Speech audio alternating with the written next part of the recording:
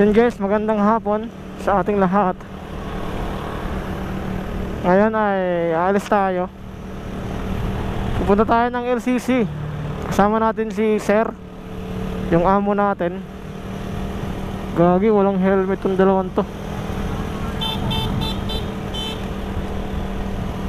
Pupunta tayo dun guys sa LCC kasi meron kaming ayusin ni Sir. Bali, yung gagawin ko is merong CPU server doon ng LCC na ililipat sa ibang casing at papaganahin ulit.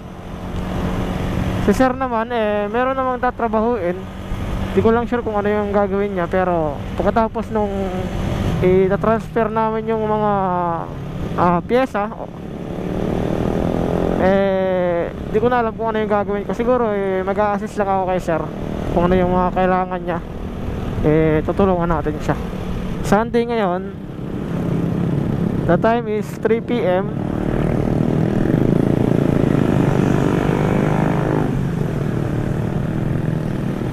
Sabi ni Sir hanggang 2 oras lang daw yung trabaho namin. Yung LCC guys is malapit sa Utap. Nasa Utap yun, malapit. Siguro sakop na din yun ng Utap. Ewan ko lang kung ano yung barangay nun.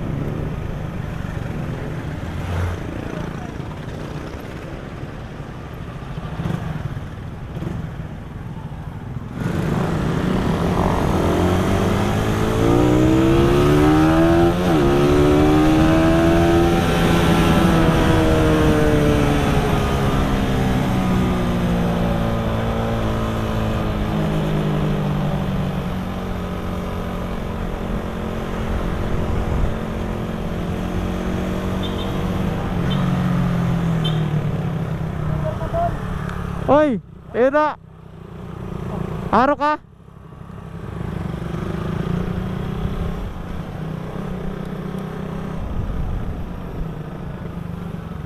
Ay, humingi ng sticker guys.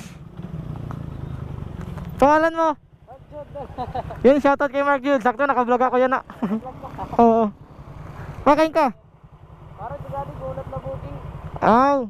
Ano ka? Nag-ano ka? Nagmamaksim? Okay. Okay.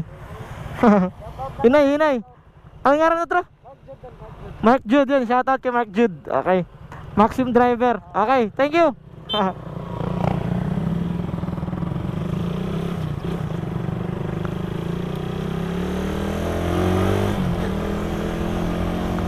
May nakakilala sa atin guys. Shoutout kay Mr. Mark Jude.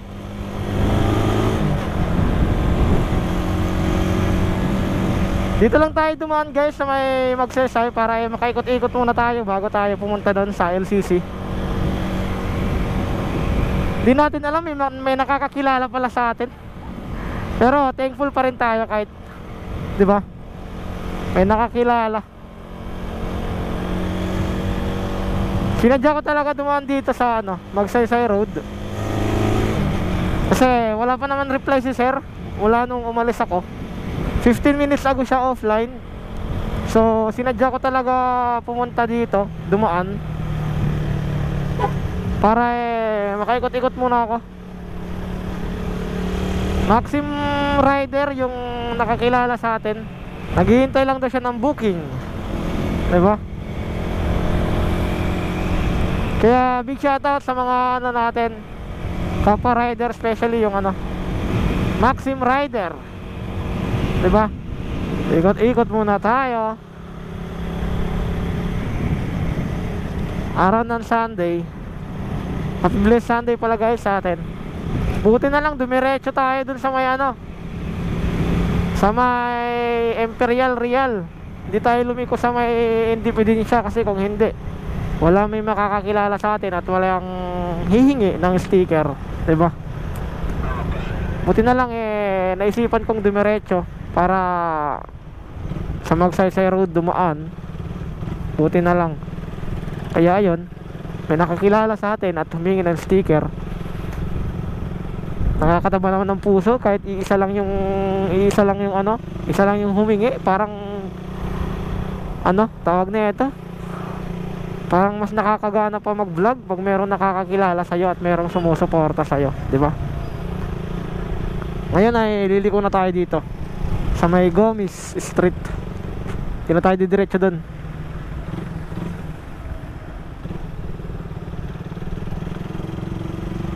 Di ko lang alam kung kilala niya ba talaga tayo or nakita niya lang tayo na vlogger. Kasi ayan naka long sleeve tayo. Gamit natin yung merch natin. Di ko lang sure kung may kung kilala talaga tayo nun. Pero tingin ko parang hindi pa ako masyado kilala dito sa Tacloban eh. Siguro nakilala lang tayo kasi suot natin yung merch natin. Kasi kanina doon sa may RL na stoplight, naka-stop siya. Tapos sakto nung paparating na tayo sa stoplight, 7 seconds na lang yung oras. So saktong-sakto, 'di ba, binirit natin. Tapos napaminor tayo sa may crossing ng dahil sa'yo. Kasi crossing nga, 'di ba? Nung pag malapit na tayo sa Santo Niño, maraming sasakyan yun kasi kailangan mo magbabagal doon kasi siya, tawag nito, simbahan. 'Di ba? Simbahan 'yon. Di ko lang alam na may humahabol pala sa atin. Akala ko hinahabol tayo kasi gusto tayong karerahin, pero yun pala nahabol tayo kasi may humihingi sa atin ng sticker. Siguro hindi tayo nun kilala, ewan ko lang. Nakitaan lang tayo ng kasi naka-merch tayo ngayon. Kaya yung unang approach niya, "Sir, pahingin sticker." Ayun lang po yung first approach niya. Siyempre saktong sakto meron tayong dala. So guys, nandito na tayo sa Young Field. Pagdating ng kanto, kakanan tayo. Utap na yan. Signal light tayo pa kanan.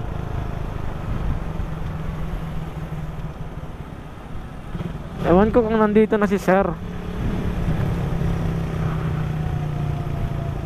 Baka nauna na siya or mas nauna tayo. Okay lang kahit nauna tayo or mauna tayo kasi hintayin naman natin siya.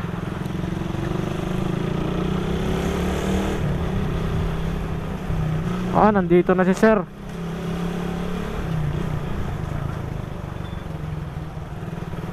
Sakto lang.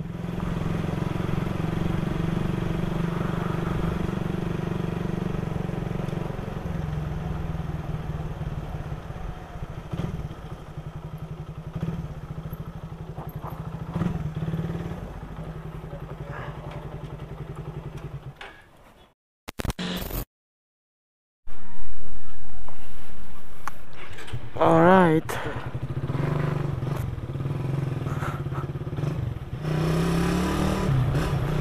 The time is 4:30. Pauwi na tayo guys. Tapos na yung trabaho natin. Bali, nilipat ko lang naman yung mga pyesa sa bagong casing kasi nagdagdag kami ng hard drive.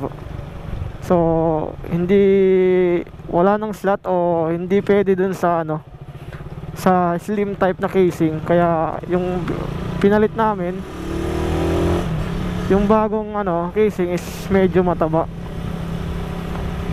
Kaya doon pwede yung magdagdagan pa ng panibagong hard drive. So ngayon yung server na yon is merong SSD, tapos yung existing niya dun sa slim type pa lang na casing is dalawa lang yung hard drive niya o yung backup niya. Ngayon tatlo na. Kasya na siya kasi medyo mataba na yung casing na pinalit namin.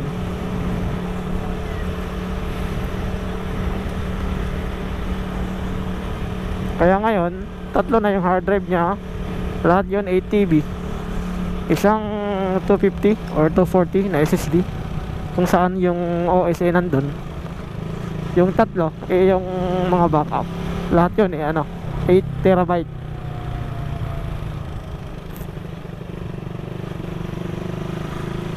Kaya pala kami nagpalit ng casing kasi nagdagdag kami ng hard drive. Tatlo na yung hard drive nun, puro 8TB.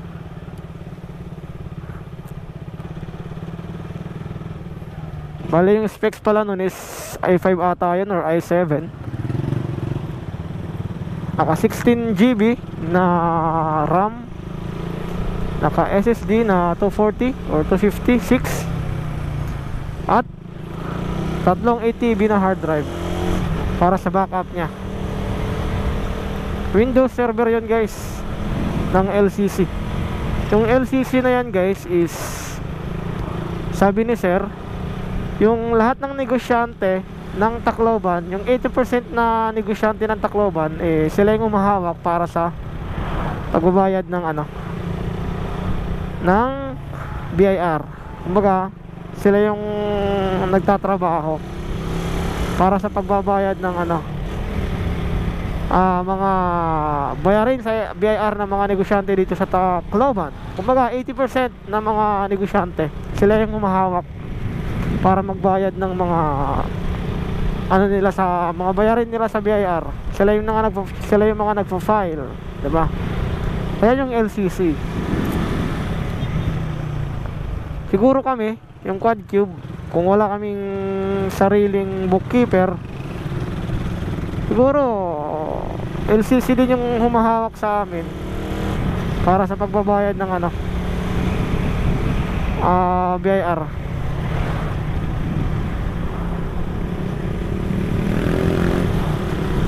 Ang daming repo sa Motor Trade Sagkahan. So yun guys, yun lang naman po yung video natin ngayon. In-update ko lang kayo kung ano yung gagawin natin ngayong araw, ngayong linggo, which is nag-overtime tayo. Kahit walang pasok, sinamahan natin si sir, diba? So yun guys, maraming salamat po sa inyong panonood. See you on my next vlog. At ride safe po sa ating lahat. Peace out.